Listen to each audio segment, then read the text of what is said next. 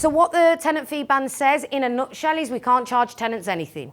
We can no longer charge them referencing fees, contract fees, renewal fees, checkout fees. We can't charge them anything.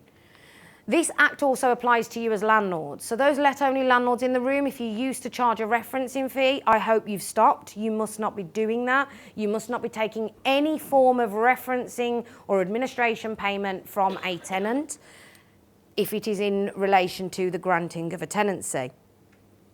It also includes third parties. Why are third parties relevant? Because referencing companies. This ban came in Scotland in 2012.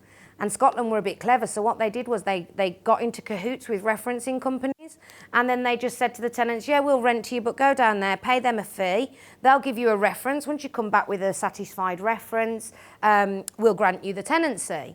And then the referencing company would give the agent a kickback. So that's why they cut this out as well. They also cut out higher rent, and I've put on the slide in month 1, but it's actually in any month.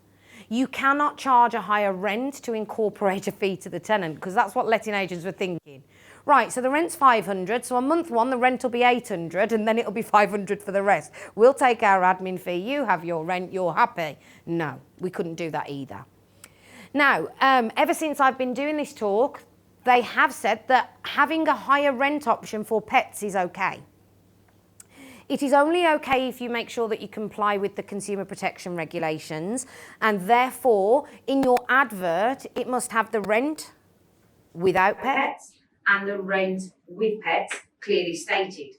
However, guess what? They are now on about stating that the trading standards are now saying that this is unfair and we might not be able to do this for much longer.